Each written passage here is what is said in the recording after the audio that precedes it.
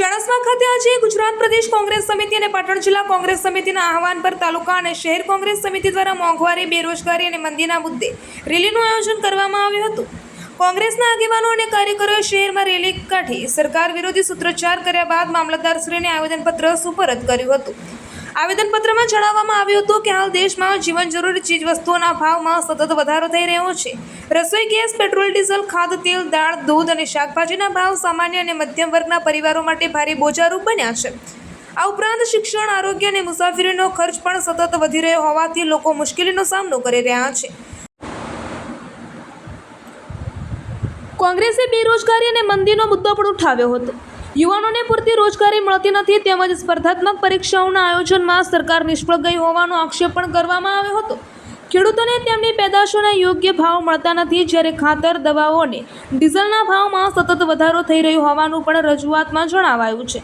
કોંગ્રેસ દ્વારા આવશ્યક ચીજ વસ્તુઓ પરથી જીએસટી દૂર કરવા, રસોઈ ગેસ સિલિન્ડરનો ભાવ 700થી નીચે લાવવા, પેટ્રોલ ડીઝલ પરનો વધારાનો કર ઘટાડવા, કાળાબજારી અને સંગ્રહખોરી સામે કડક કાર્યવાહી કરવા તેમજ જાહેર વિતરણ વ્યવસ્થામાં ગુણવત્તાયુક્ત અનાજ સમયસર ઉપલબ્ધ કરાવવાની માંગ કરવામાં આવી હતી। આવેદનપત્રમાં ચેતવણી આપવામાં આવી છે કે આગામી 15 દિવસમાં મોંઘવારી કાબૂમાં લેવા માટે કોઈ નક્કર પગલાં નહીં લેવામાં આવે તો ચાણસ્માની જનતા સાથે મળીને કોંગ્રેસ સમિતિ દ્વારા ઉગ્ર આંદોલન કરવામાં આવશે। આ કાર્યક્રમમાં ચાણસ્મા તાલુકા કોંગ્રેસ સમિતિના પ્રમુખ મનુભાઈ દેસાઈ, શહેર કોંગ્રેસ સમિતિના પ્રમુખ વરુણભાઈ વ્યાસ સહિત મોટી સંખ્યામાં કોંગ્રેસના કાર્યકરો અને સ્થાનિક નાગરિકો હાજર રહ્યા હતા। અહેવાલ કમલેશ પટેલ સાથે જયકિશન પટેલ। આજ રોજ ગુજરાત કોંગ્રેસ પ્રદેશ સમિતિ દ્વારા મોંઘવારી વિરુદ્ધ આપવામાં આવેલા પ્રોગ્રામમાં પ્રજા બહુ ભયંકર ત્રાહિમામ થઈ ગઈ છે। જ્યારે મનમોહન સિંહની સરકારમાં ક્રૂડ હાઈમાં હાઈ લેવલે હતું તો બી પણ પેટ્રોલ ડીઝલના ભાવ 75થી વધારે થયા નહોતા અને આજે બી પણ ક્રૂડ એના કરતાં નીચું હોવા છતાં બી પણ પેટ્રોલ ડીઝલ 100ને પાર પહોંચી ગયું છે। એ આજે બી પણ ગેસના બાટલામાં બીજા 29 રૂપિયાનો વધારો કરવામાં આવે છે। જ્યારે આમ પબ્લિકનું જીવન જીવવું બહુ મુશ્કેલ બની ગયું છે। એના અનુસંધાને ગુજરાત કોંગ્રેસ પ્રદેશ સમિતિએ આપેલા પ્રોગ્રામમાં આજે અમે સૌએ મામલતદાર સાહેબને આવેદનપત્ર આપેલું છે। બીજું અહીંયા ચાણસ્મા તો આપણો દેશ ભારત દેશ કૃષિ પ્રધાન દેશ કહેવાય છે। સૌથી મોટામાં મોટો માર પહેલાં ખેડૂતોને પડ્યો છે, જે ખાતરના ભાવ ડબલને પણ એનાથી વધારે કરી નાખેલા છે।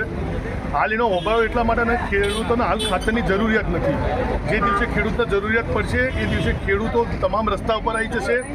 ખેડૂત એવો સમાજ છે કે કોઈ પક્ષ નહીં, કોઈ ધર્મ નહીં, કોઈ જ્ઞાતિ નહીં, ખેડૂતમાં દરેક સમાજ, દરેક ધર્મ હોય એમની આ લોકોએ કમર તોડી નાખેલી છે।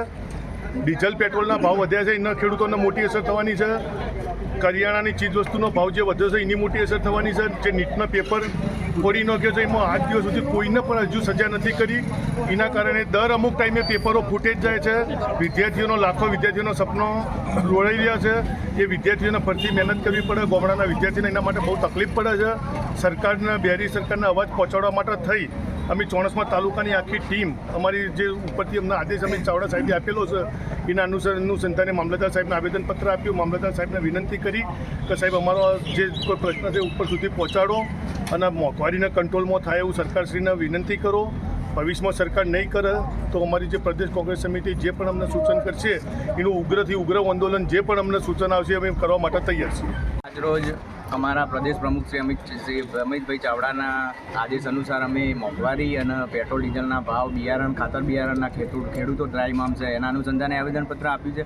અને બીજું એક આપણે સ્થાનિક મુદ્દો છે સરજી કે વોલ્ટેજમાં હાઈ વોલ્ટેજ અને લો વોલ્ટેજ એમાં બહુ ફ્લક્ચ્યુએશન થાય।